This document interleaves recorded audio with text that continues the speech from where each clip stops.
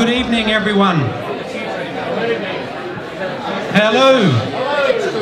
I'm with you, man. I'm with you.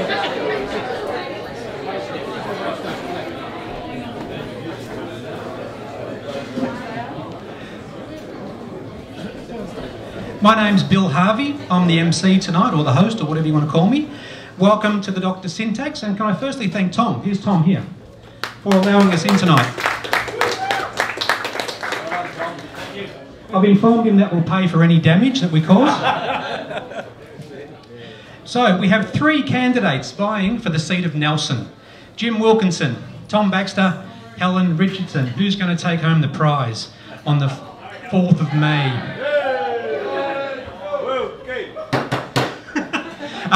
Can I acknowledge a couple of colleagues of mine from the Hobart City Council, Helen Burnett, also running for the Senate for the Greens, and also Eva Razika. Where are you, Eva? Could you put your hand up? There she is. Welcome, Eva.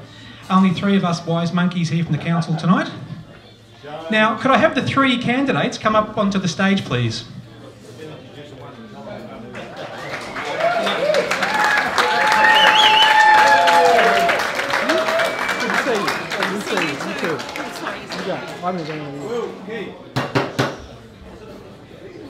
If you could have a seat, that'd be great. I'm sure you all know each other.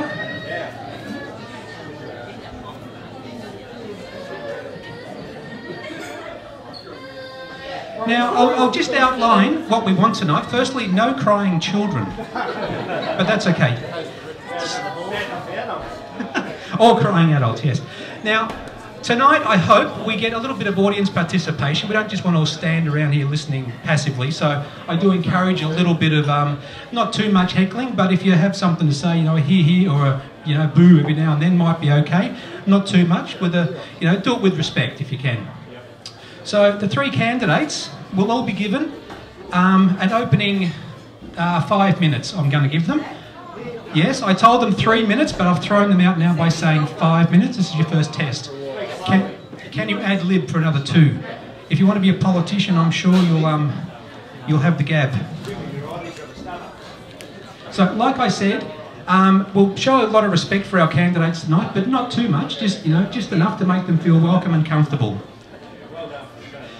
So yeah, it is a great thing that they've come out tonight and turned up for the event, and I'm really pleased that there's been such a good turn up tonight in the crowd. Wilderness Society estimate. There's probably 4,000 people here tonight. So, now the format will be 5 minutes opening statements from each of the candidates. I'll be sticking to the time, and I'll be cutting them off if they speak longer than the allotted time. After that, I'll think of the first question, and normally a bit of just a warm-up for them. And the objective tonight is to get in as many questions as possible from the floor.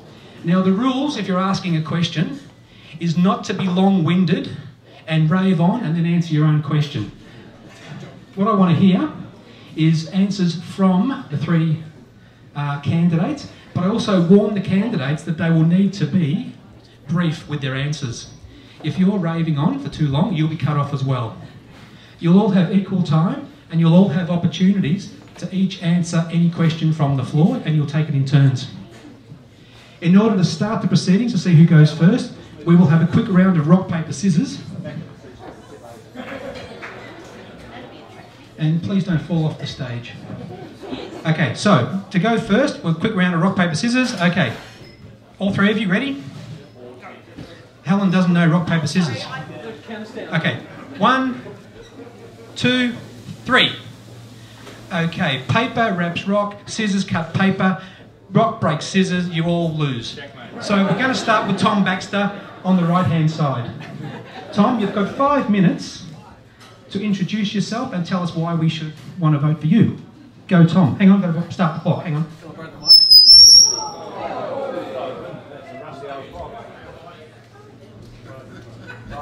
I might stand up so I don't fall off the back of the chair. Thank you all for coming, first of all. It's fantastic to see a packed Dr. Syntax for an upper house election. Traditionally, they have not got the publicity they deserve. And I think one thing we can say about this election here in Nelson over the next few weeks is that it's got everybody's attention. It's great to have a fabulous turnout. There are some really important issues which we hope to discuss over the course of tonight and no doubt further over the next couple of weeks. And yes, thanks for all showing an interest. For those who don't know me, I was born in, I live in, and I work in Nelson. Born in Sandy Bay, lived there until Mum and Dad moved up to North Hobart, where Dad was a vet for his entire working life. And I guess that's one of the things I want to talk about tonight, is some of the differences between the generations in which that was common and people did work in the one job for their lives, compared to the students I teach coming through these days, who during the course of their careers, the students I teach these days are going to face a lot of change, whether it's here in Tasmania or overseas. And that change is something that we need to equip them with. We as a society need to learn to adapt to change, be it to the climate, be it economic change, as our forest industry is appearing or facing at the moment as market demand changes drastically. And if it's social change as well. And there are a few issues which have been hot on the public agenda: marriage equality. Anybody who saw the news tonight, protests, 9-year-olds protesting against abortion, obviously there are a number of important social issues as well. So I think to thrive in the 21st century, Tasmania is going to need politicians who are comfortable with examining change where it's needed, grappling with it, and are open to where society's moved on or where industries, such as forestry, need to change the way they've traditionally done business.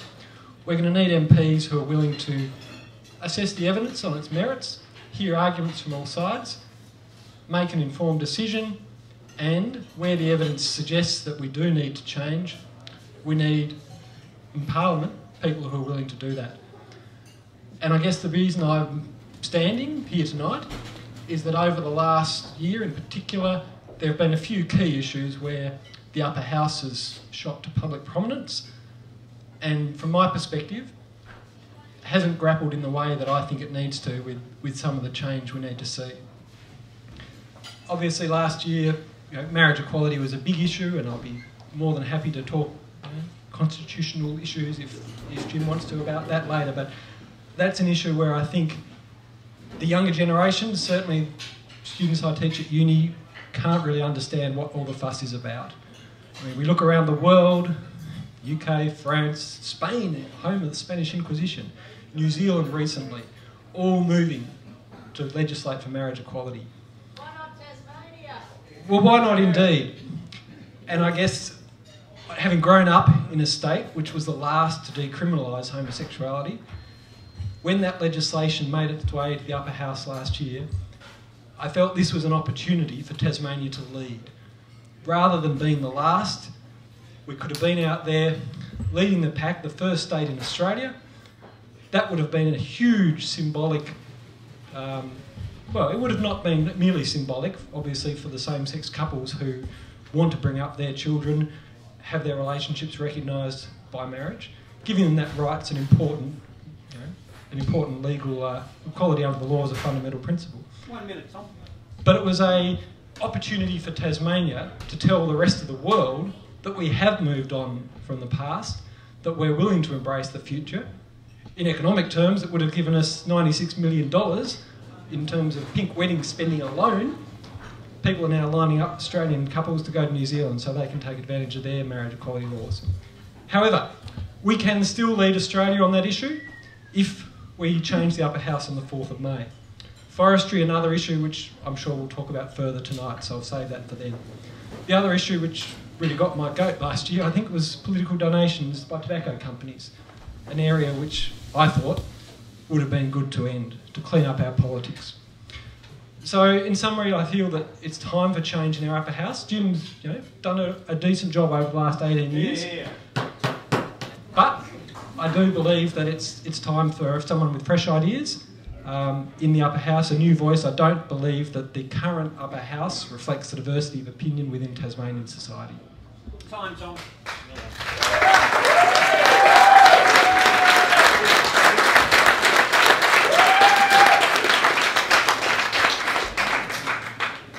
Thanks, Helen. about 5 minutes as well. Okay, thanks, Bill. Bill told me 3 minutes, so the last 2 minutes might have to be an interpretive dance, if that's okay. First of all, I'd like to thank you, Bill, for organising this. I'm quite excited to be here. I'm not a career politician, so I've got notes. You may wonder why I'm standing for the seat of Nelson. Last year, I was outraged by the decision of the Legislative Council to knock back marriage equality. It got me thinking about the power that the upper house in Tasmania has. Too often members of the upper house are elected with little or no competition, and I think that has to change. I decided to stop complaining and do something about it. In 2013, being able to marry the person that you love should be a basic human right.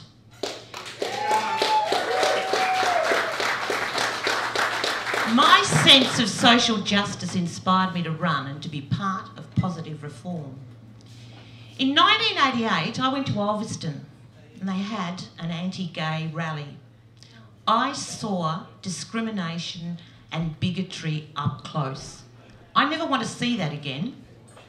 We've come a long way, but we've still got a way to come.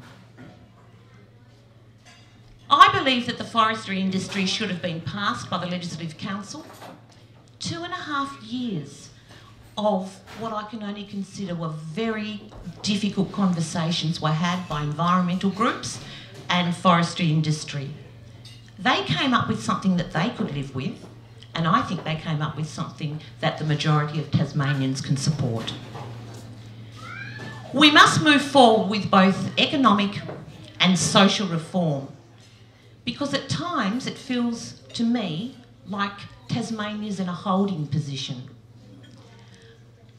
I also think that my life and work experiences brings a different perspective to this campaign and election. I've worked in education for over 30 years. I now work for the Australian Education Union, and my last teaching position was at Rugby High. I've seen firsthand the importance of a quality education in preparing young Tasmanians for their future. I'm a passionate supporter of public education.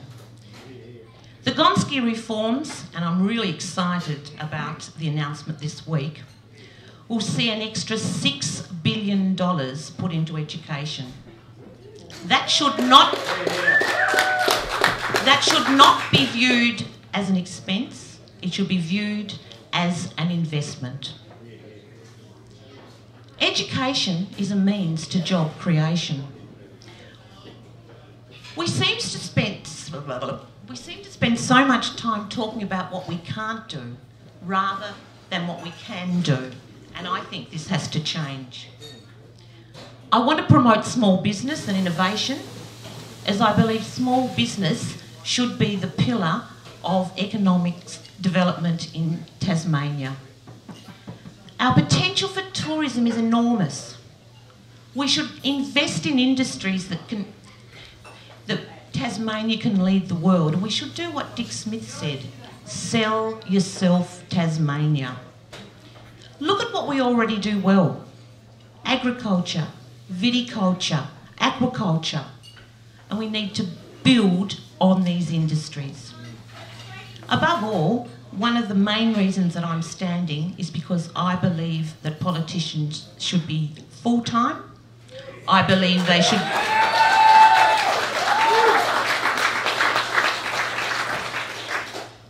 I believe they should be accountable, and when I'm elected as the next member for Nelson, I will set up an electoral office in Nelson. It's time for a can-do attitude. Thank you. Done.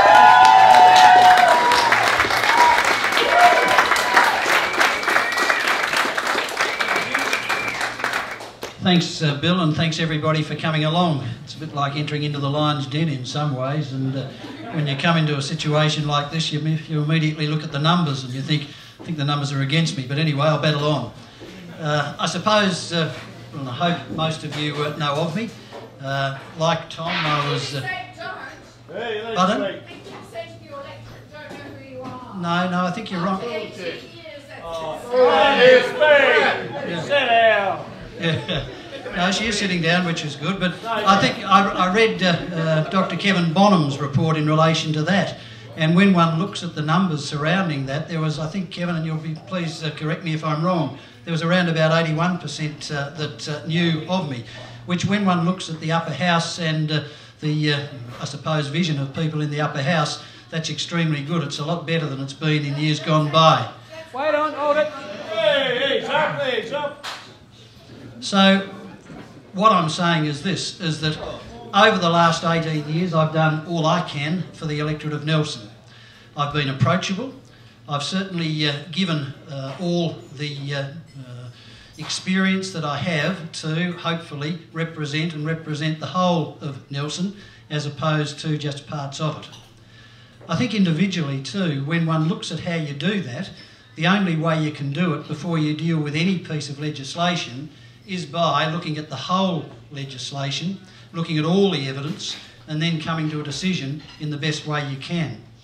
And I noted that Helen was mentioning the forestry debate.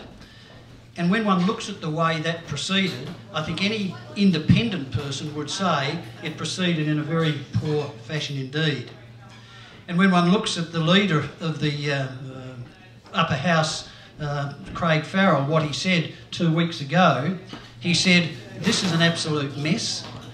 I don't know what's going on. Therefore, I'm not wishing to proceed with it at this stage." Now, that's the leader of the upper house for the government only a couple of weeks ago. And yet we got pilloried in some quarters for agreeing with what he was doing on the urgings of the Labor government to allow them to go back, I suppose, reassess the situation and see where we go from there. And when one looks also at all the evidence surrounding that, the scientists, and there were 11 or 12 scientists that came before the upper house to give evidence, every one of them, and there's a couple of people who were sitting in on the committee can vouch for the fact, said it was a poor deal. And as far as the environment was concerned, they said that it's the worst deal that could occur. And then you look at what happens in relation to the Forest Practices Association. Graham Wilkinson, no relation, I hasten to add, he also said it is a very poor deal. And he said, look, I can't say in this forum what I really think of it.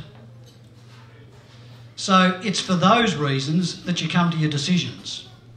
Now, this whole election seems to be endeavouring to focus on one or two issues. One of those is forestry, and the other, of course, as mentioned, is same-sex marriage. People would know in relation to same-sex marriage, and all one would have to do is look at the history, that back in, I think it was about 1997, 98, Tom, I was the one that argued for the Greens that it should be decriminalised. Nobody else in the upper house was willing to take that bill, but I took that bill. I lost and moved on. And the next debate that came around, the leader of the upper house, Tony Fletcher, on behalf of the Liberal Party at that stage, took the bill, and the bill was successful. And when one looks also at what has happened in relation to legislation for same-sex couples... 1 minute, Jim. Thanks, Bill. No doubt I'll be asked some questions about that, so I'll save it for that. In relation to 2 jobs, that's an issue that's grown up as well. Well, again, please look at my record. Please look to see whether I've missed any days of Parliament over the last 18 years. Please look to see who has been on the most committees in the upper house over approximately that time. Please look to see who's chaired most of those committees over the time as well. And you'll see that no matter what anybody says, I've done that. And I don't like blowing my own trumpet, but I have. An interest in politics is terrific. And what has happened is, over the last 6 months, people would spend more time at party meetings than I would have spent in court. There's no question about that. Time, Jim. We'll speak about that later, no doubt. But thanks very much, Bill.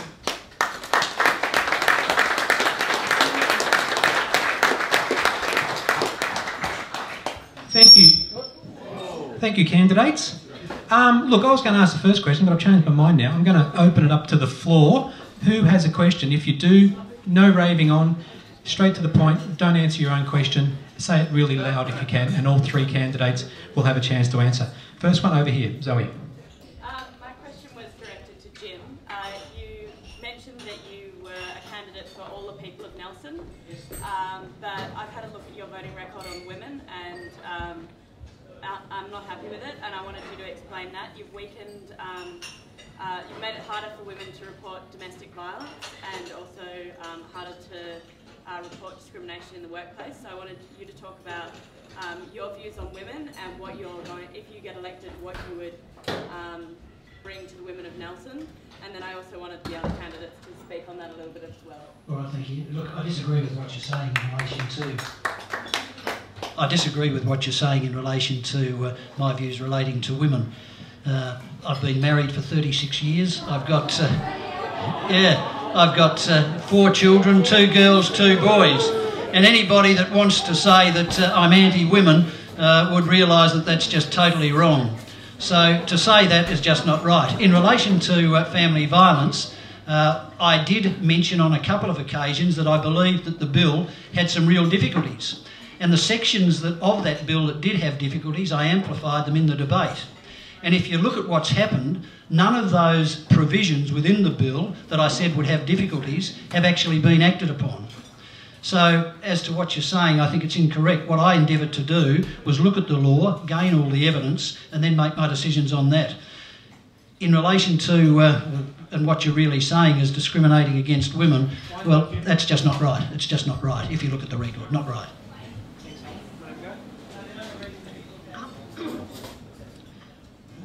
Yeah, I guess I've got in my favour that I am a woman.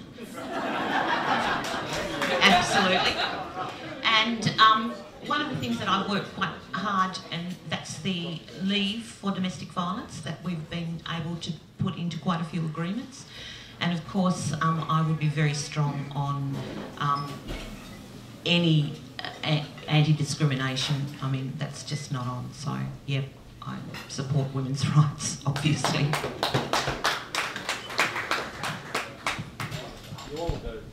Yeah, absolutely. I mean, violence against women, it's an area where I'm very strong on law and order, and I think that the police do need the power where necessary to intervene and make sure that women who are in danger from their partners or former partners are adequately protected. And yeah, but I do believe that there will be other women's issues that will be relevant for the upper house coming up, and this year the government has flagged legislation to decriminalise abortion. Frankly, I can't believe that in 2013 it's taken Tasmania to get to this long, to get to this point where we are now talking finally about moving abortion or termination out of the criminal code and putting it into a statute specific such as the proposed Reproductive Health Act. That's long overdue. I was very concerned at the Tom, you're going to start into a broader area now. I won't start on the 9-year-old school children outside Parliament, but yeah, we need a civilised debate that's based on a secular society rather than... Okay, time. Woo! I guess I have a problem with a working lawyer being an MP in the Parliament. It's not an unusual practice in Tasmania, but basically MPs are there to shape the law, and basically lawyers are there to basically deal with the existing law. I think it's an unfair situation where a working lawyer can shape the law is ultimately before the court. Did he answer his own question? Yeah. Bill, did he answer his own question? Yeah, go on. Bill, look, I hear what you say, but again, all I can say is this, is that when one looks at the record of people within Parliament, you look at, say, Michael Hodgman, you look at Doug Parkinson, they both dabbled in the law whilst they were in Parliament. You look at David Crean, who was probably one of the best treasurers we've ever had. He, whilst he wasn't actually a minister, but whilst he was in the upper house, kept his hand in relation to his medical practice. You look at the amount of farmers that we have in Parliament, you look at the mayors that we have in Parliament, you look at a number of different things and you can see that people are having another interest. If you don't have another interest, what do? It really depends on are you doing the job. Are you doing the job? And I think if you... Are you representing us? Alright, hang on. Hey, stop. Look, if it was about money, I wouldn't be in Parliament. I wouldn't be in Parliament. Give it back to me. Because one can... Because you can earn, and this is a true story, you can earn a lot more by being out of Parliament. If I was a partner in my practice, I could earn a lot more. I'm not a partner. I haven't been a partner for 18 years. I've been a consultant who doesn't work there much. Thanks. Would you like to comment on this issue? Either of you? Well, apart from being a woman, I'm the only one up here who hasn't got a law degree.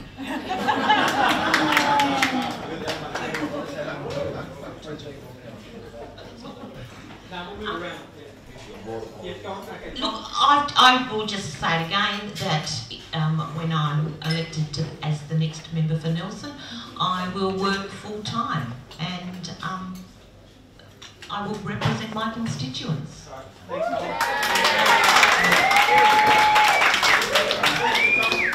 I plead guilty to having an economics and law degree, but obviously as an academic, when I moved from practicing as a lawyer to academia, I stopped doing the former profession because I think you have to choose one or the other, and particularly once you're elected as an MP, that's a full-time job. Tasmania, frankly, pays its politicians much better than the average person. We pay them to be full-time. We can't afford part-time MP, so I have said I would resign my job if I was elected.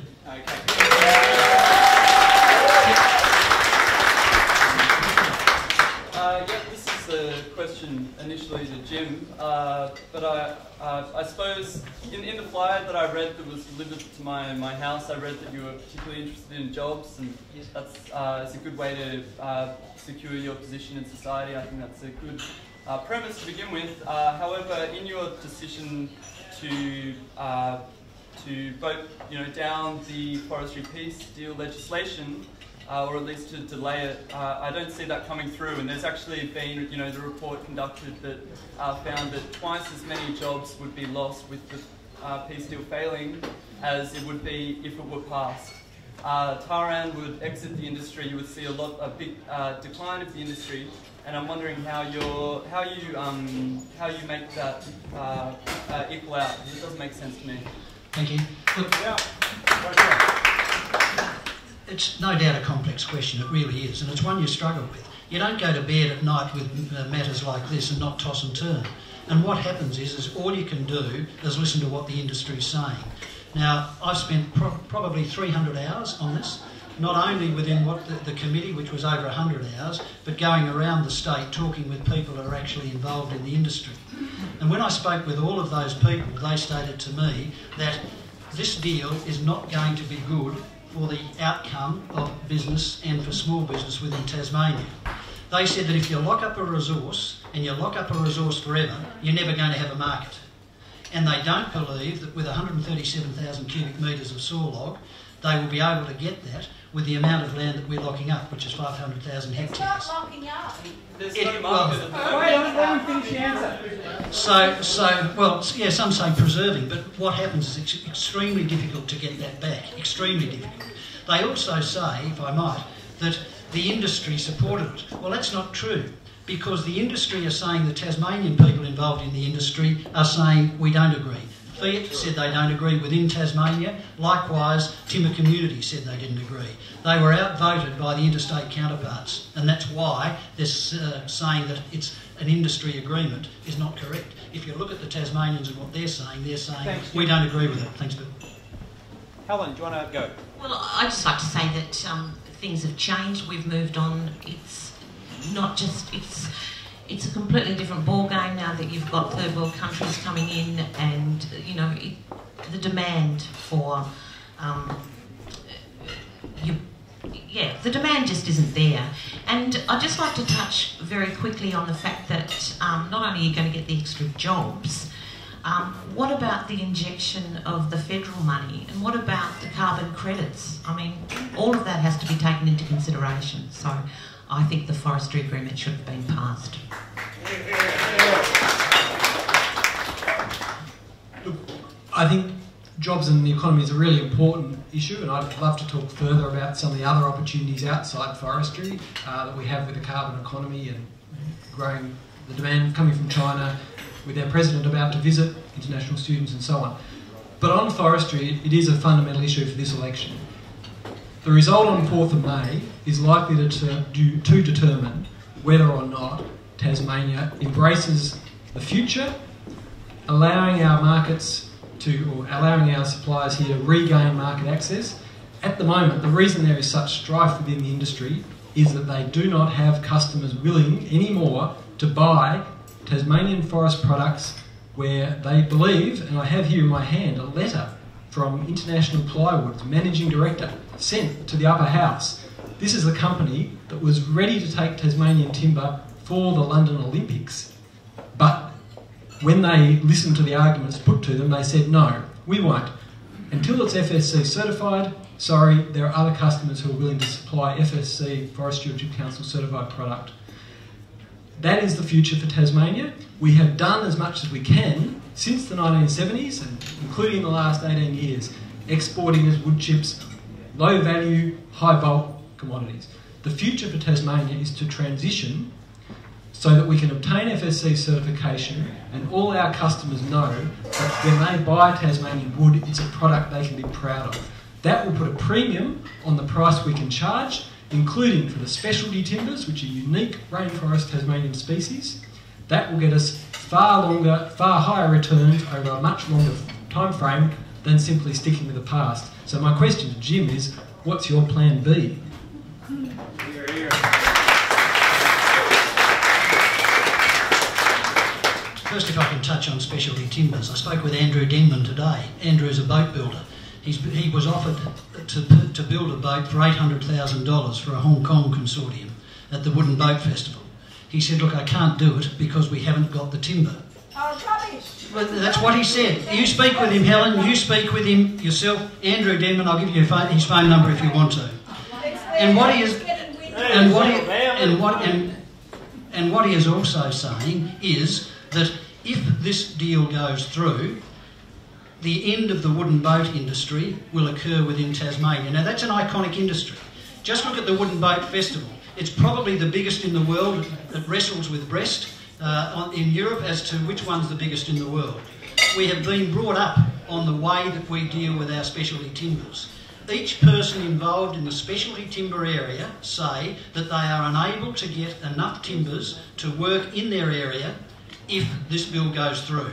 Now, from what we were told, it employs about 8,000 people, the specialty timber industry, 8,000 people. And what they're saying, go down to the university, have a speak with them, have a speak with your Graham Highlands of this world. All of them are saying, we're just not going to have an industry in it, which I think is terribly sad, terribly sad. So we've got to be able to have a balance. All of this, I think, and all of government is having a proper balance. And I don't believe that this agreement allows for that balance. I really don't. I'd like to say yes. It would have been much easier for me to just put my hand up and say yes, but I'm not willing to do that because on all the evidence I believe that what we've done is a responsible thing, looking at a balance. Oh, Plan B. Well, You forgot about that. no, not at all. Plan B is leaving at the moment the industry as it is. And I'm saying that...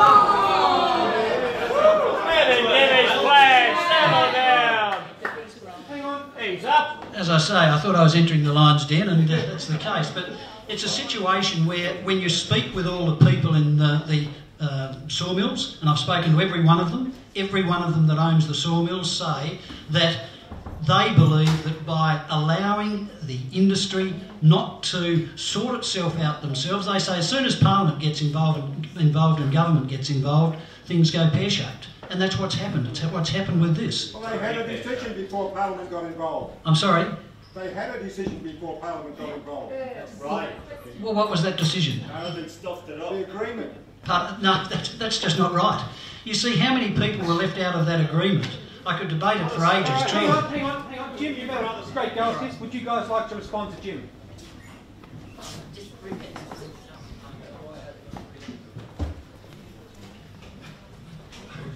Frankly, Jim's plan B, quite leaving the industry as it is not an option. Chaos. Well, you'll have another go, Jim, after this. You can respond to Tom. People in the Tasmanian timber industry will tell you how much they are hurting at the moment. We've been through an immense amount of pain and we need a solution to that. The roundtable process, which Jim, chaired by that independent chair, Paul Harris, has spent the last few months trying to pull apart, is the best option that we have on the table. Signatories from the representative bodies of, you don't need me to listen, but they're the Forest Industries Association, Timber Communities Australia, the Contractors Association, the Construction, Mining, Forestry and Energy Union, and NGOs and others. So, whilst not everybody may be happy with the proposal, it is the solution which is going to allow us to regain market access by being able to go out to the customers in Japan who are refusing to take our product, who are able to go to the people who, International Plywood and other companies, and say, we have a product that now has the support of a broad cross-section of the Tasmanian people, all these groups, and that green tick will allow us to regain those markets. Leaving the industry as it is, that's the industry which has seen us wood chipping, including special species timbers, which even as recently as last year, Kim Booth found a whole pile of them sitting cracking on the Burnie Wharf. He's now using those, or has some sawmillers using those for a much higher value product, allowing that waste, which has seen our rainforest species reduced to the volumes currently allowable, allowing that to continue, quite leaving the industry as is simply untenable. We need a way forward. This roundtable agreement is the only option that I can see on the table. It's certainly far preferable to leaving the industry as it is.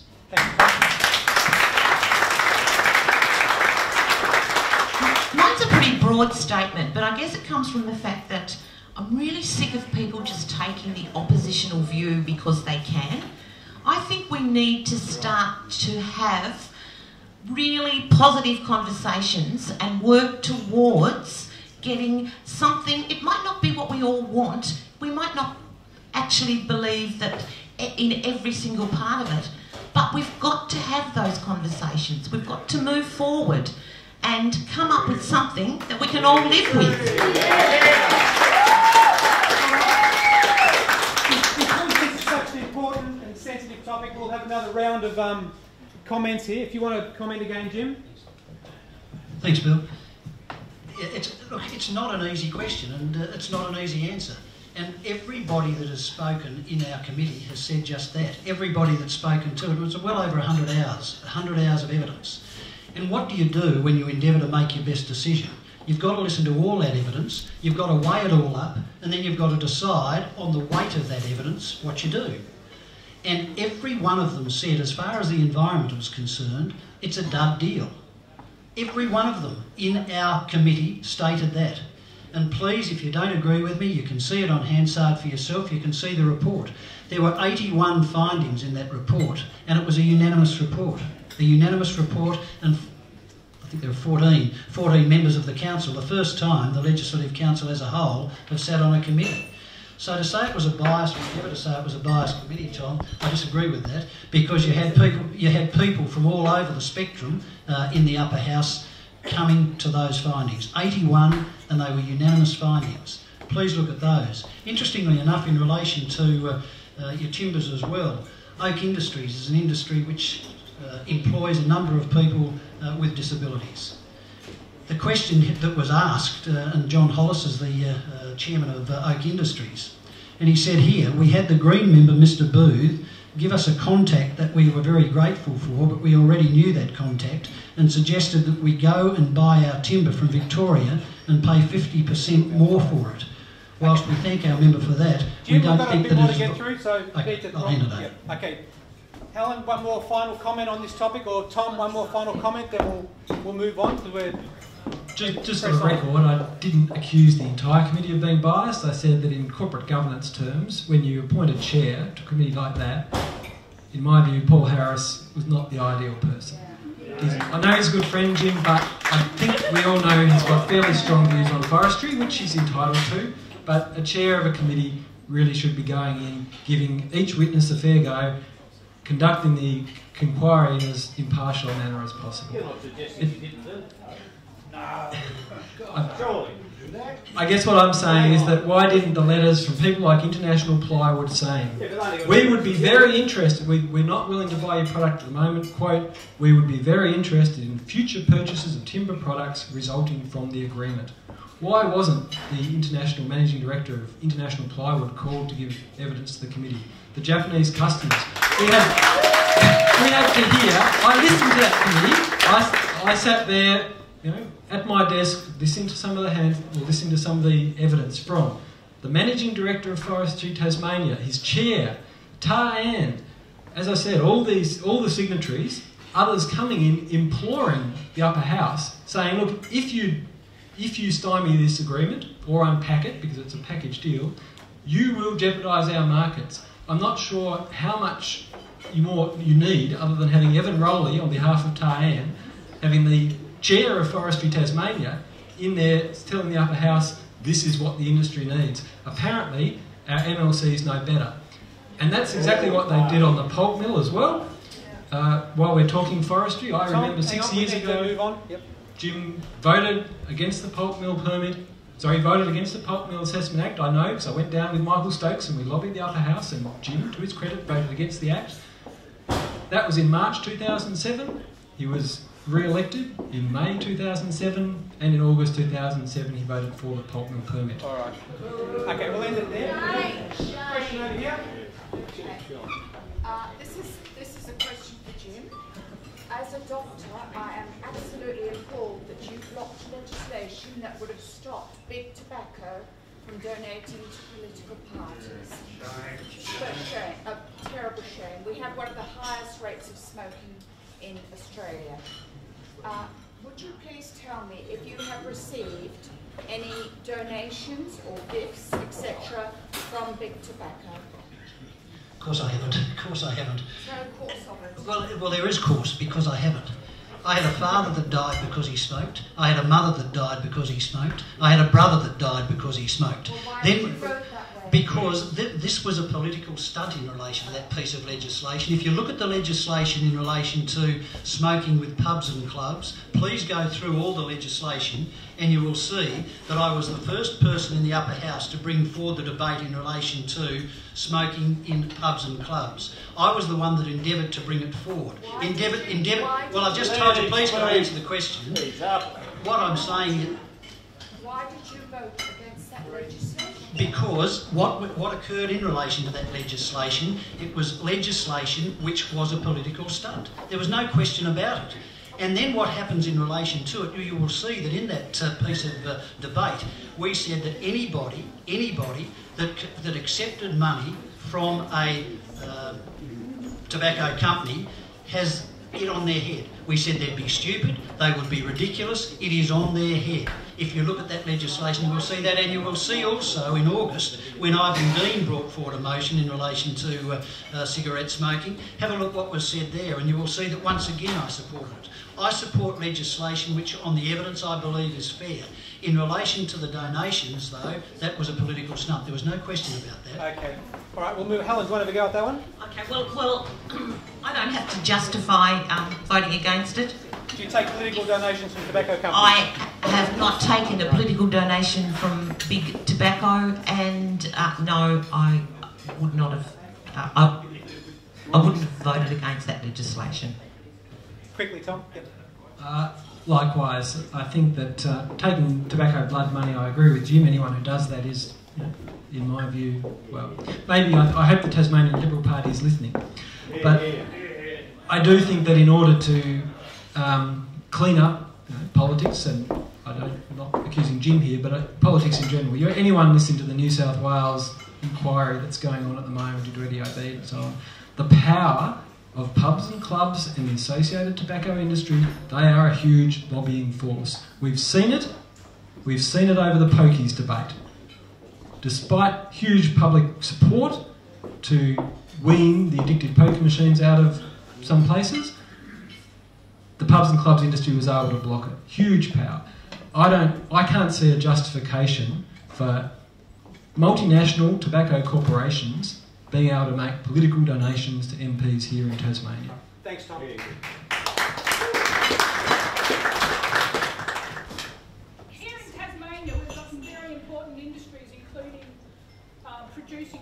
quality food products, agriculture, tourism, and Tasmania has a clean, green reputation. In the last 2 weeks, we've seen the tragedy of people, hundreds of people coming down with poisoning from the oysters.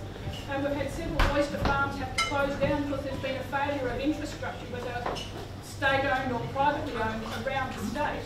Could each of the candidates really say what they think the state government should do about this situation and repairing the failing infrastructure of leaking sewage pipes?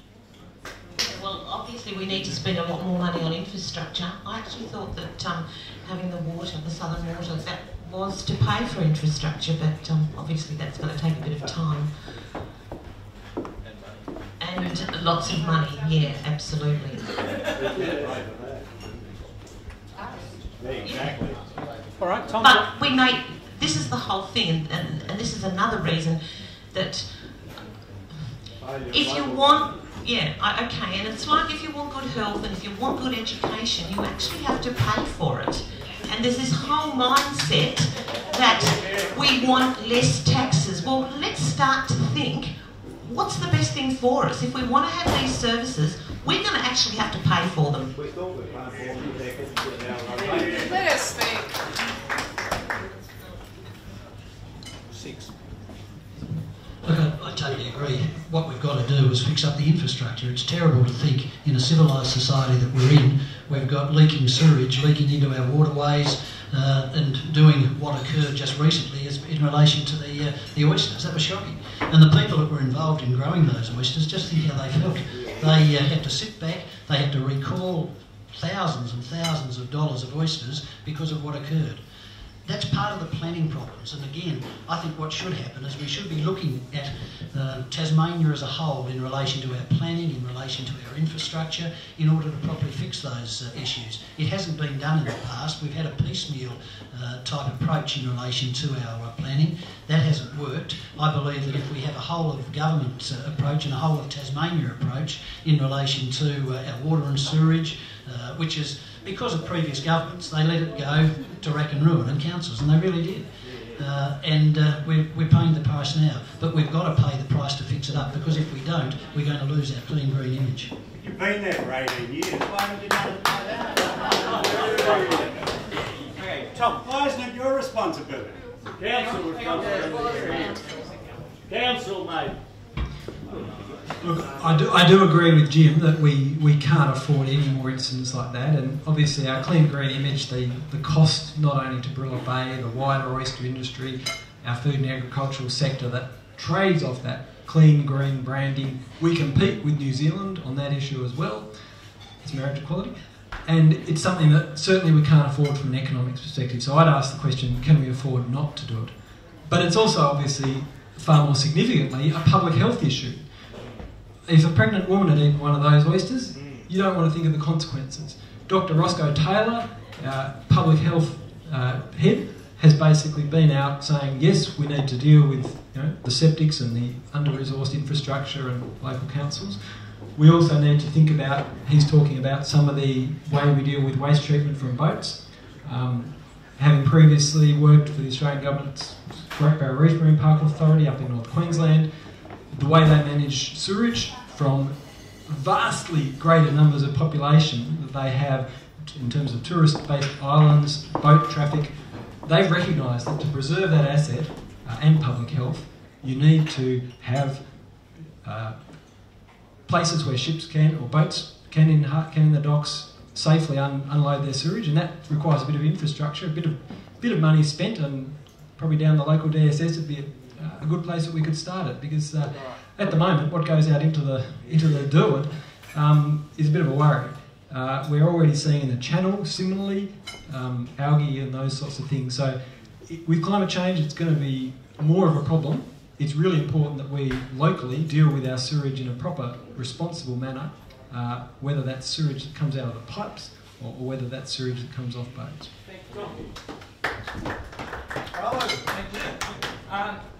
Too often, from my perspective, you see people running the upper house as independents, which is confusing to particularly voters, because they don't necessarily get a view on in terms of the political, where on the political spectrum candidates sit. What I would like to know, particularly given my own responsibility in terms of health and community services is your views in terms of particularly industrial relations matters, and we've recently seen changes, and particularly under a state Labor Green government, I have concerns about where particular parties sit around industrial relations matters, but also your own views in terms of the economic strategy that the state government embarked on in relation to the budget cuts commencing 2 years ago. I'd like to know that. I think most people would like to know that. It's difficult to know often when you run as an independent where you sit on those political spectrums, and often the Legislative Council hides behind independent, the name independent, which we've seen in certain circumstances in the marriage equality and platform votes.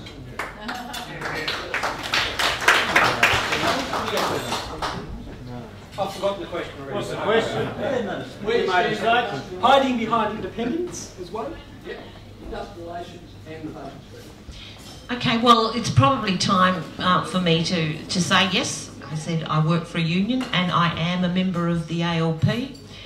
I've chosen to stand as an independent, but I still hold the core values of the Labor Party, proudly hold the core values of the Labor Party. But yes, I haven't hidden it. No, but you have on your, in your campaigning. But I'm standing as an independent. Keep going, Helen. Keep going. Okay. Well, I don't think it's surprising that someone that has progressive views belongs to a progressive party. I'd just like to say, at least I'm up front. If you look at the voting records of some people in the Legislative Council, I'd say that I'm the one that's being up front. Industrial relations, well, working for a union, that's pretty close to my heart, and I'd just like to say if we get a Conservative government in federally and a Conservative government in Tasmania, it's going to be a tough road for industrial relations. Would anyone else like to? Yeah, do you want me to talk about anything else? Or? Oh, okay. Well, this is why, I mean, I might be a member of the Labor Party, but there's lots of things that I disagree with the Labor Party. And number one was the cuts to health. To education, we didn't lose any jobs, but school resource packages were frozen, and that's made it really difficult to run the programs that schools had been used to running. I wouldn't have done it that way, so no, I don't agree with the cuts that were made to the public sector. And I particularly don't agree with the legislation that was introduced to allow for forced redundancies. So, yeah.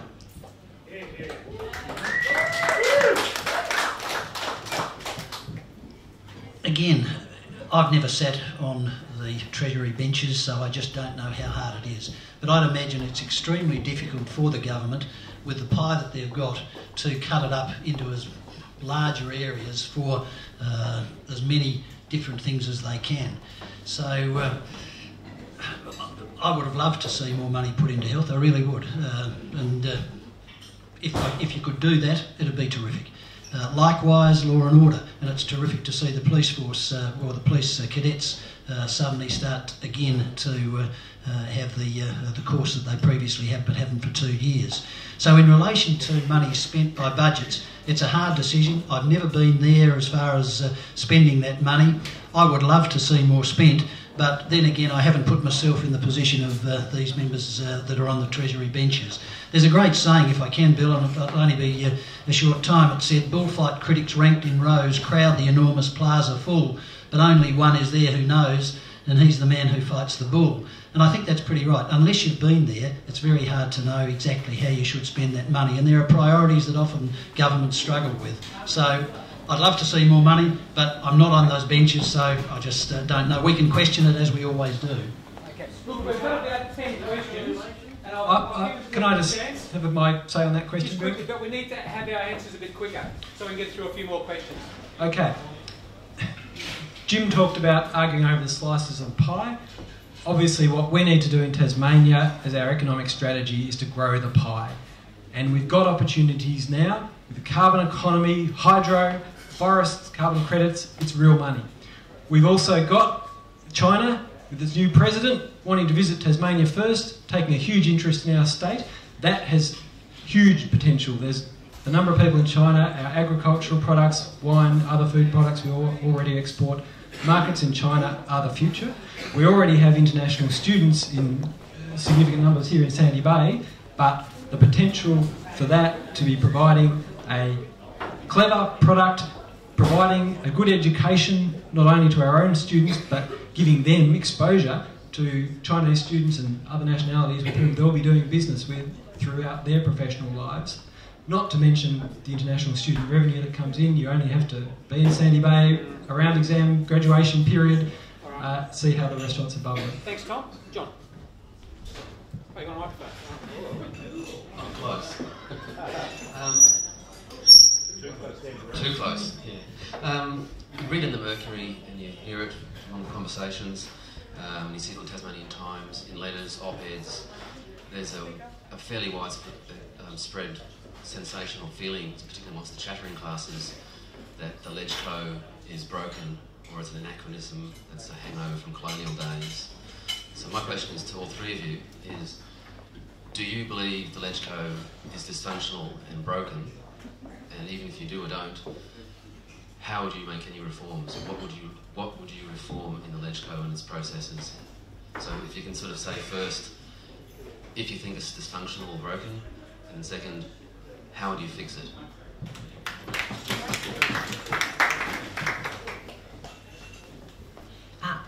To answer your question simply, yes, I do think it's broken. I actually don't... A big part of my campaign has been education. I've been out there talking to people, door knocking, and it's just amazing how little people know of the Legislative Council. The most common question I ask, oh, is that the Kingborough Council? No. One of the reasons that there's just no understanding of not only what power the upper house has, but what its actual function is because we have 6-year terms. Now, that's just too long. If you disagree with how your local member has voted, you've forgotten in 6 years. There's just no accountability. So what I would do is bring it back to 4 years.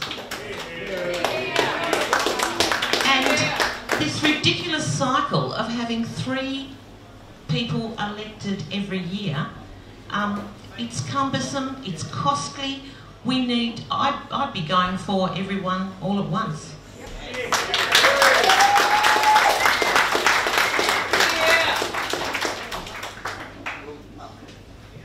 I'm just being concise and short. Look, I'll steer away from the dysfunctional, we disagree on some key issues obviously, but in terms of the structure of the upper house, the fact is that it is the most powerful upper house in Australia, and I would argue, for some of the reasons Helen's mentioned, the least accountable. To me, the key reform, I do support, and the Greens support bicameralism, having 2 houses, but the most obvious reform, which to me is a no-brainer, at the moment, our upper house, 8 of its members can block the state budget, depriving teachers, nurses, police of their wages, forcing the government to run out of money, have to face an election, bringing down, forcing every member of the lower house to go to the people. If they do that, the upper house can just sit back and look forward to their next election in another 4, 5, 6 years' time. And I believe that any upper house which takes that fundamental and radical step of blocking supply, which does happen, as we saw in 1975, any upper house that does that should have the courage of its convictions and also face the people at the general election it causes.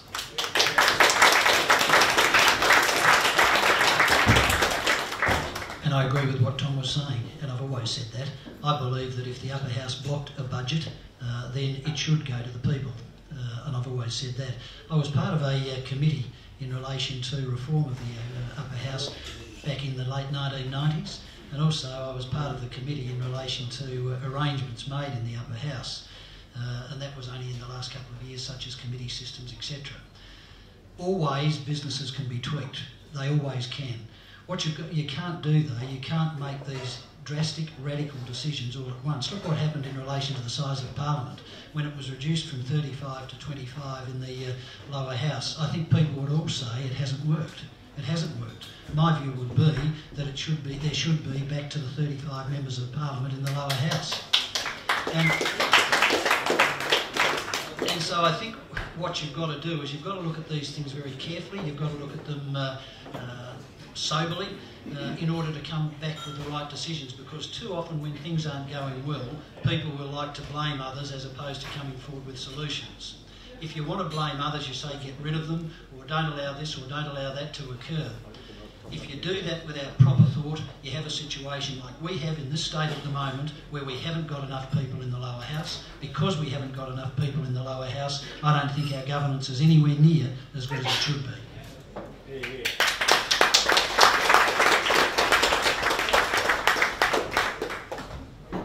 My question initially is to Jim, but I would like to get a response from the other candidates as well. And I guess it's around consultation. I moved into Nelson just over 6 years ago, and I actually voted for you, Jim, at the last election. And I have to say that I have been extremely disappointed over those 6 years, because I've heard nothing from you.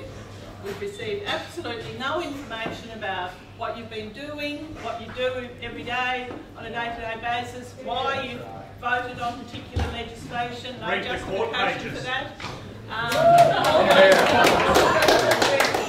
And I believe if you're going to represent your electors, you have to consult with them. You have to get out there, you've got to talk to them, you've got to let them know what you're doing, and you've got to get feedback from them. I don't know how to contact you, I don't know how to talk to you. You never let me know, you never write, you never... Why don't you write? All right, okay, we get the point. About that. We get the point. We get the Probably point. trying to get on the Well, phone. our lower house members do it, our federal I'll take members this do as a it. comment. I don't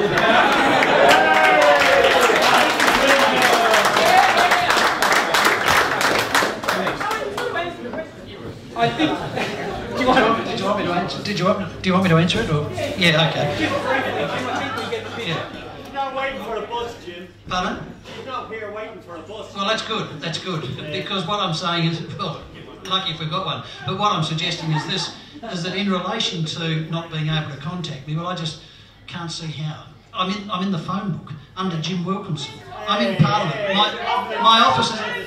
My office is in Parliament House. I've always had an office in Parliament House. It takes me half an hour to drive from one end of the electorate to the other. If I had an electorate's office, it'd cost $100,000 a year. Now, if you multiply that over 18 years, I've saved this government, if you want to say that, if you want to look at it that way, $1.8 million. It is very easy to come to Parliament, very easy to come to Parliament and see. In fact, what has happened... Well, I send out a newsletter. Are you a junk mail? No junk mail? Yeah, because I send it out through Salmat, the newsletter. I've sent it out now for probably 18 years. Some people get it, some people don't. Okay. Who got it? Hang on. Okay. Hands up, who got it? Would you like to ask your question? Who got it? Well, that's everybody. It may well seem that people are banging on about this, and I want to look forward rather than back. I believe in terms of full-time representation, the electorate deserves it. Forget what's happened in the past. Given the sentiment that I'm sure you're feeling, are you prepared to give a commitment to actually serve the role full-time? Yes. No one's questioning how hard you work, but that it's more than the 50 days in Parliament, and it's more than, I don't know, you can come back, but it's 100, 120 days on committees. It's actually working the electorate. The other thing is, I mean, you've used the shoplifter's defence in my view. Others do it, so therefore I'd like to see you do the Rob Valentine thing and absolutely straight away. Yeah, Rob!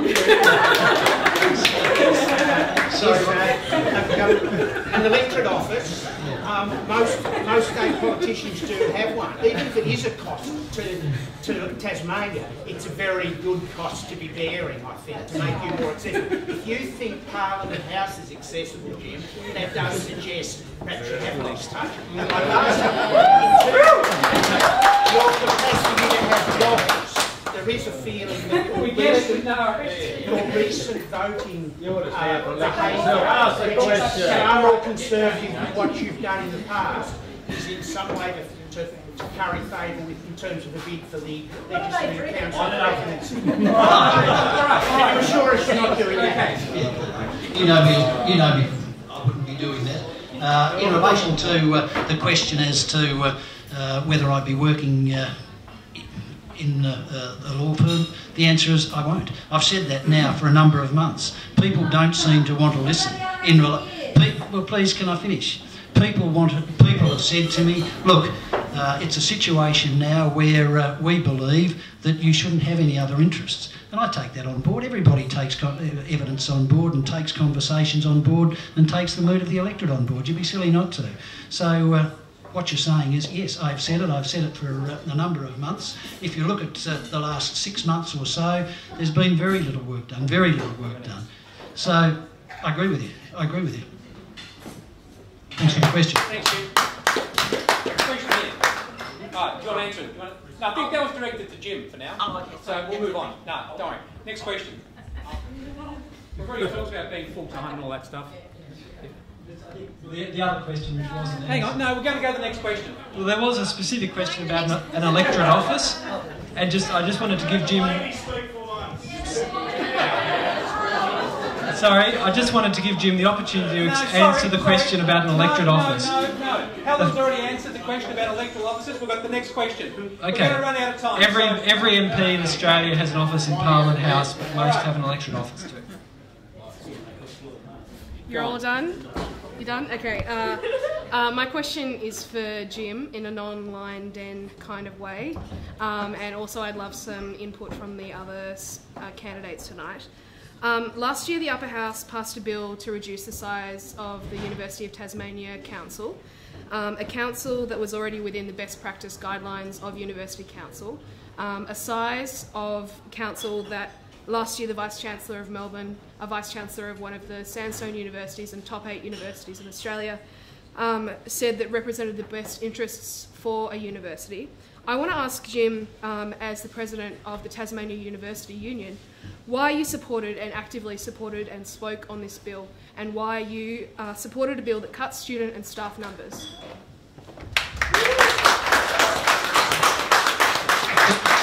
First, in relation to the university, I was on the University Council myself for some years. What then happened was there was a report that came out called the Hoare Report. And the Hoare Report suggested that there are just too many members on the council. If you read the Hoare Report, that's what it stated. Yeah, and that's what it said. And so what occurred was I voted myself out of a position with the University Council. I said, look, I shouldn't be there because it was far too big and it was unworkable.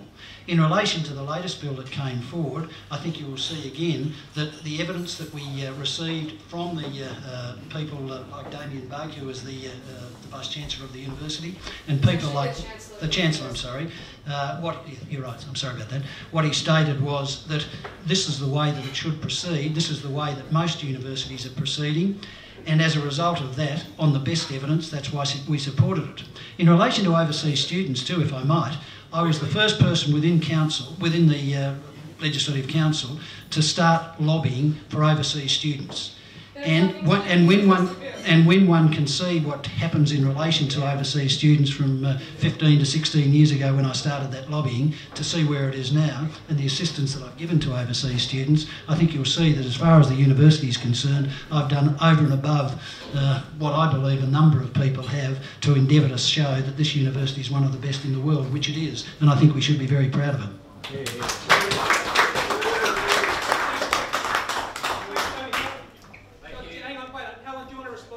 Well, I was just going to say that last time that I was in a university, it was full of students and teachers, so I would have thought that they should have the most representation. I would have voted against it. Just briefly, did you speak on that topic? I'm happy to move on to the next question if I think we can answer. Question to Jim, but I'm happy to have a comment from the other two. In your speech to the Legislative Council on same-sex marriage 27/9/2012, you indicated an estimated Yeah, I was wrong. I didn't do my maths when I said it, and yeah. Well, if I can just finish the question, I was going to say, to paraphrase your letter to the Mercury this morning, that's Mathematics 101. Yeah, that's right. And are you intending to correct that? Because on your website you say that you stand by everything in that speech. Are you intending to correct that on the Legislative Council record and on your website? Well, look, I wasn't allowed to forget it by the Legislative Council. I'm still not allowed to forget it by the Legislative Council. I'm no mathematician, and I was wrong. So and finally, I've got my dollar, because I work out $1 per person, and I encourage other people to give them the dollar at the end of the night, pay for the legal cost of a High Court challenge, so we can get on with it.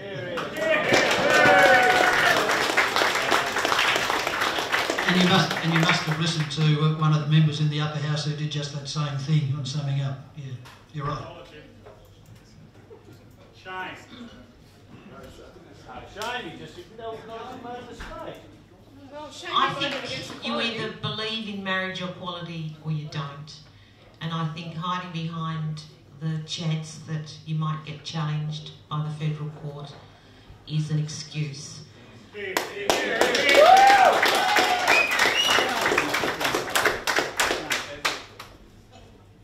You have a go. It's the same thing. It's what I've been saying all night. It's the holding pattern. It's not having a go. Take to the High Court. Goodbye, dinosaur. Give us hope. Watching online, I did almost similarly choke when Jim was out by a factor of 1,000, but it was a late night and I can understand that sort of thing happens. But as Helen said, the principle is that to have our MLCs there arguing, we shouldn't make this because it might cost Tasmania $500,000. If you want to talk economics, 96 million over 3 years is the first mover advantage for the first state in Australia to legalise same-sex marriage. Tasmania would have earned far more than the $500,000 the High Court challenge might cost if we lose. We would have earned far more than that before the case ever got anywhere near the High Court. And can I just say, it's not a legal argument, it's a basic human right. I'd love to be able to say to you all, I'm going to come in and tomorrow abolish tax. And you'd say to me, how are you going to do that? Section 51 of the Constitution talks about tax is theirs. They have the powers in relation to it. I'd ask you all, if you wouldn't mind, just to have a look at what happened in South Australia. South Australia brought forward the same type of legislation in February of last year. After the second reading speech, they moved to adjourn. They then brought it forward in May. They moved to adjourn again. Likewise in the ACT, they've done exactly the same thing. It's no coincidence that those states, as to New South Wales, are saying this is a constitutional issue. This is an issue which states shouldn't be able to deal with. It's a federal issue. And as I keep saying, and I keep saying till I'm hoarse in the mouth, it is a federal issue because that's what our Constitution says. Jim, are you in favour of the marriage equality or not? Tom, you've all had a go on that. Are you in favour of marriage equality or not? Just on the constitutional, and as Helen said, hiding behind that argument. Tom, you had a go. Professor George Williams, the leading constitutional authority in Australia, said Tasmania should pass those laws if you believe it's the right thing to do. He believes there's room for that. When John Howard narrowed Australian marriage to be between a man and a woman, he left space for states to legislate on same-sex marriage. Tom! We've only got about 15 minutes to go. We've got probably 3 more questions and then we'll have summing up from the candidates. 1 question here, 2 questions, 3 questions. My question is for Jim, because I'm a bit confused. Putting aside the legal and constitutional issues, do you support marriage equality? Because the other 2 candidates have stood there and said they do. In your opening statement, you blew your own trumpet about supporting gays, but you voted against it. So put aside the legal and constitutional issues. Do you support marriage equality? I've always said that I had no issue with it. I've always said that I had no... Why did you vote against it? Because in relation to that I've stated, and I've stated numerous occasions, it's a federal issue. I don't want to continue... No, it's not a cop-out at all. Well, I beg your pardon, I disagree with you, but I respect your views. what will happen in relation to this bill if it's passed is it's not equality. It is not equality. It is a situation where you have your federal marriage laws up here. Underneath you have your deeds of relationship, which I supported, your de facto relationship of 2 years standing, and also your same-sex marriage.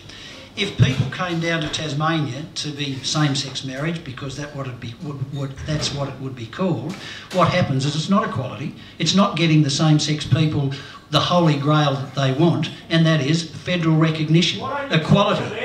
Pardon? Why do you always speak on their behalf? Why don't you talk to them, Robbie? Because we want to get married, Jim. Yeah, well, I spoke with you today. It was, No, you didn't no, speak oh, no, to me, sorry. you It was, spoke to them all this yeah.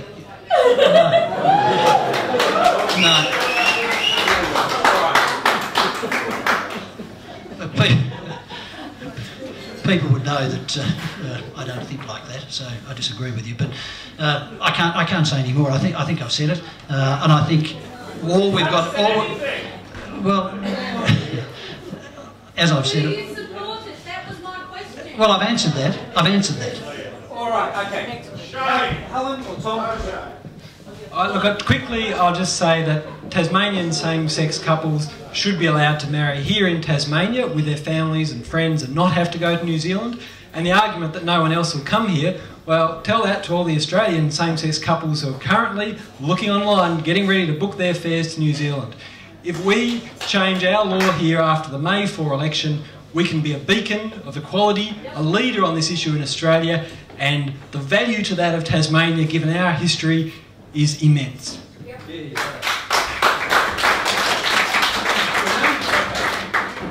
I have a question for each of the three candidates.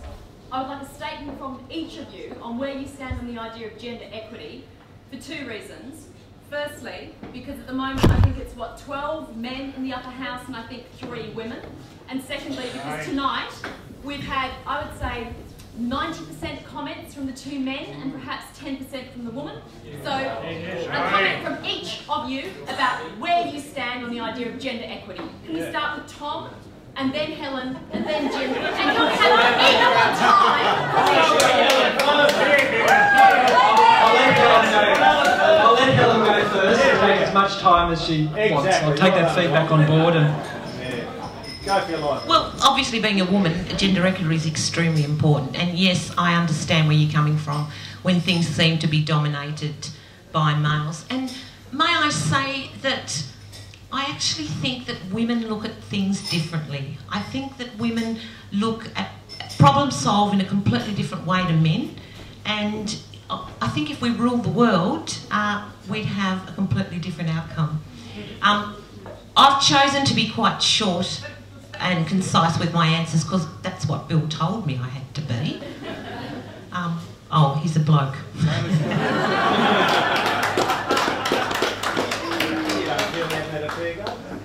No, I'm joking. Yeah, I think the more women we have in politics, the better. And I think the outcomes will be much better for everybody.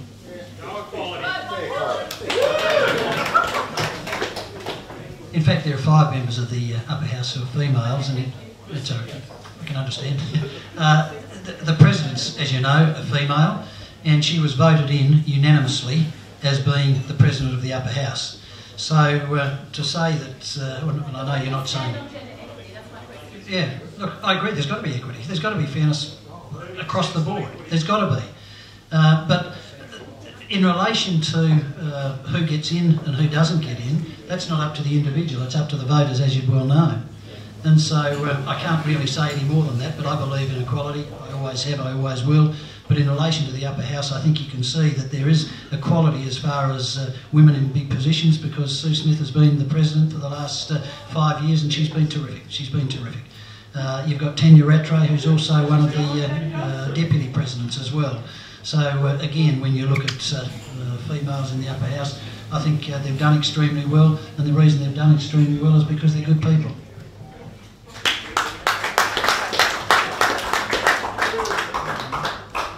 And I think it's women can be very strong leaders, and they're not defined by their gender in terms of their political persuasion. Let's just think of Margaret Thatcher.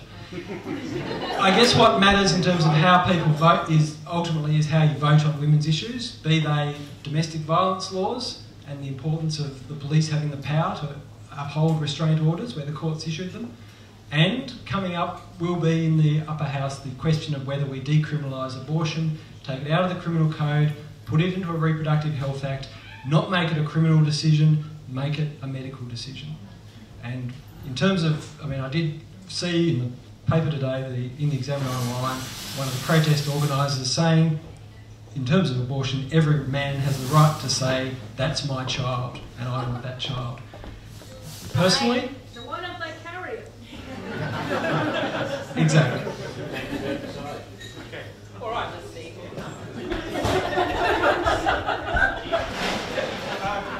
To you, the candidates for what's been said is the most powerful upper house in the nation, and the least accountable. With that kind of power, one would think comes great responsibility. One example where I'd like to get your views on is in the forest debate. In the past 6 months or so, we've seen the Legislative Council talk to almost everyone. They've selected witnesses from all across forestry. There were a few omissions, but the one big group that has had so much of a role in overseeing forest policy is the Legislative Councillors themselves. Should you have been questioning yourselves and your role in creating the problems that we have and holding yourselves to account? What would you do to make sure that the overseers are overseen? Put another layer. Yeah, we don't want another layer of government. So in relation to... You turned off. Can you turn it back on? Yeah. We don't want another layer of government. So in relation to an overseer overseeing, I don't think you can do that as far as a government is concerned. But in relation to members of Parliament dealing with the matter, and in all committees, we advertise for people that want to make submissions. And so by advertising for people that want to make submissions, it's open for all the world, if they want to make submissions. And that's the best we can do. In relation to how we make decisions, I've tried to explain that. I've tried to tell you that it's not easy. It's not easy. You do agonise over whether you're making the right decision or not. You don't walk away and think without doubt I've made the right decision, or alternatively no, I've made the wrong decision. You agonise over it. All you can do is take all the evidence into account and then endeavour to make your decision on that evidence. Hopefully you're right, sometimes you might be wrong. But you found no comments in any of your reports about your own role in creating this, or in the situation. Yeah, it's not what you do in committees. All you do is you take your evidence, you make your findings on that evidence. It wasn't part of our role to decide whether we should be or should not be doing what we were doing. There's the power to do it, and that's what we did in the best way we could. Some people agree, some people disagree, and that's the beauty about our society, I suppose, the freedom of speech. But all you can do is the best job you can under the circumstances. Okay. Thanks, Jim. Helen or Tom? Look, I think it is a good question. What has happened to lead the industry to this position? But I think and where have our elected representatives been in that oversight? But I think the fundamental issue is, can we afford, in Jim's word, to leave the industry as it is? Tasmanian taxpayers can't afford to keep paying $30 million a year cash to Forestry Tasmania, the owner of our forests, who needs to be able to make money when they sell them. We can't afford for Tyann and all the other small businesses to go the same way that Guns has. And that happened essentially because Richard Chandler came down, looked at Tasmania and said, look, I was thinking of investing here, but with your forest system as it currently is, I'm not willing to. So we do need a way forward, and I'm still not sure from Jim what his plan B is. It seems to me that the Tasmanian Forest Agreement is the best opportunity we've got to start healing some of those community divisions of the past, to all be able to get behind a forest industry that we can all be proud of. You can never listen to everybody. You can't take everybody's point of view, and that's what I think the Legislative Council are now trying to do. They're picking this one and that one with extreme views, of course. But what they need to do is work together, and that's what you do. That's what I do every day. You start with someone in that position and someone from that position, and you negotiate a way through. Now, it may not be perfect, but you can accept it. And I think that's what the forestry agreement did. Your forestry industry and your ENGOs, they can live with it. And I actually think door knocking and talking to people, most Tasmanians can live with it.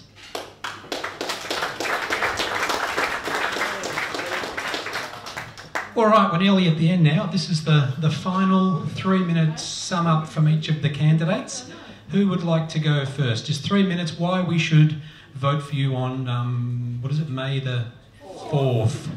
Okay, Helen, would you like to go first? Is that all right? Because I'm a girl.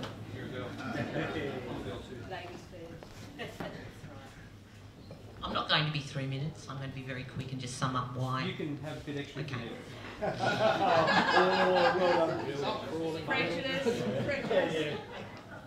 The most obvious thing here in the Legislative Council is that good political leaders should actually occasionally look back and see who's following them. And I don't think the Legislative Council has been doing that. I think the people of Nelson need fresh representation. And I think they need someone with a vision. So, I will support legislation that promotes social justice and celebrates diversity. I'll promote small business and innovation. I'll have positive and open conversations with all sides of politics with a view of moving Tasmania forward. Obviously, I'll continue to work tirelessly for public education. And I'm really disappointed I didn't get a public education question tonight. I'll support better funding for key public services, health, housing, infrastructure and the community sector. I'll support reforms that make the Legislative Council more accountable and transparent. And I'll work full-time and I'll establish an electoral office in Nelson. Yes! Finally, for the last thing, I think for too long, I know it's been repetition for me, but we just spend so much time talking about what we can't do, and it's time we talked about what we can do. So thank you.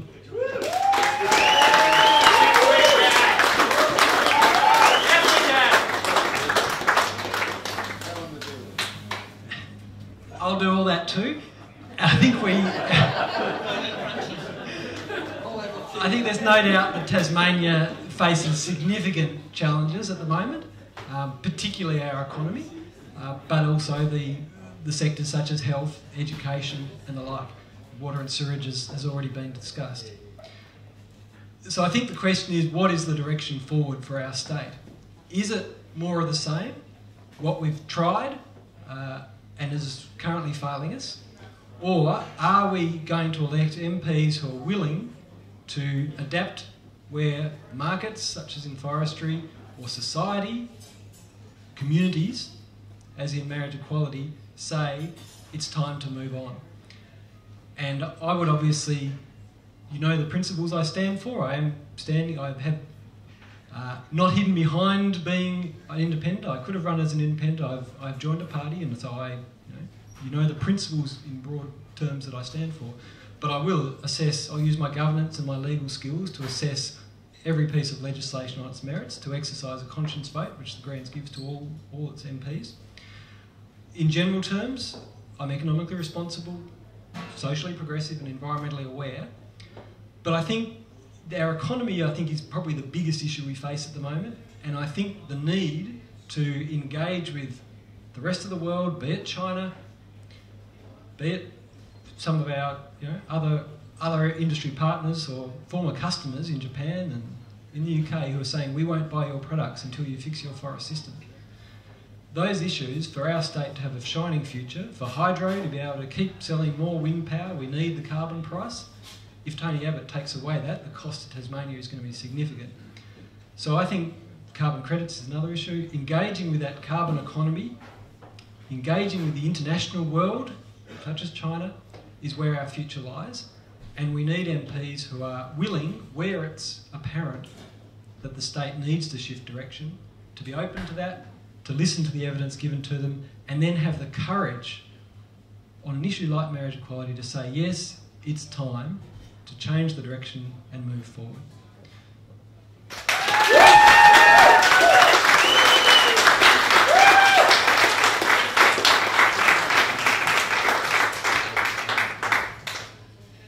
In relation to the way forward, I think it's very important that what we should be doing is doing all we can to support small business. We really should, because we've been saying for years that this is our future. I know I've been endeavouring to do it for a number of years, and you can look at a number of areas that I've been involved in with that to say I've done all I can to ensure small business is profitable and to ensure that hopefully we are able to create jobs for our children so we don't have to wave them goodbye at the airport every Christmas after they come home to visit the family. So I think that's important. I think this is more than just a same-sex marriage or a forestry election. I really do. Because I think our economy needs broader policies than just those two. We need to look at our jobs. We really do need to look at our jobs. We're 30% lower than anywhere else in Australia. So we've got to look at ways of creating those opportunities to have people employed and to have people not living off the hand of government. We really have.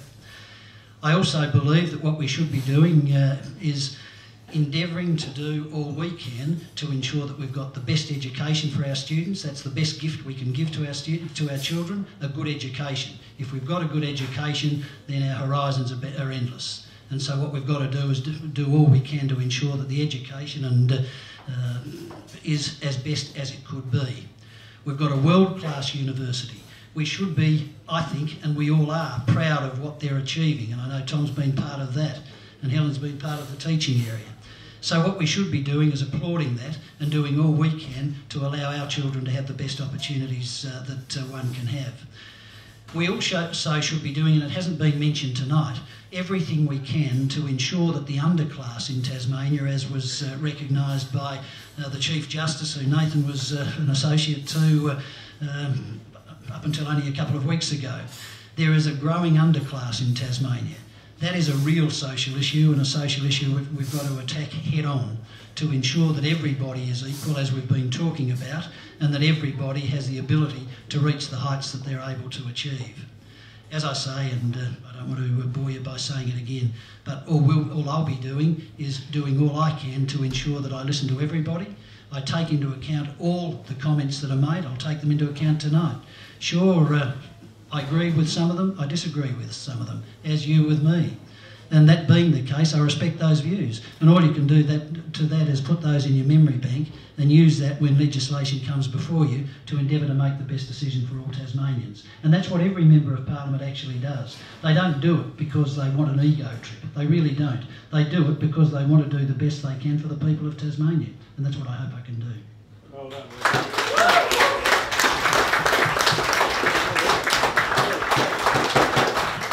Jim, that was 2 minutes 59 seconds, well timed.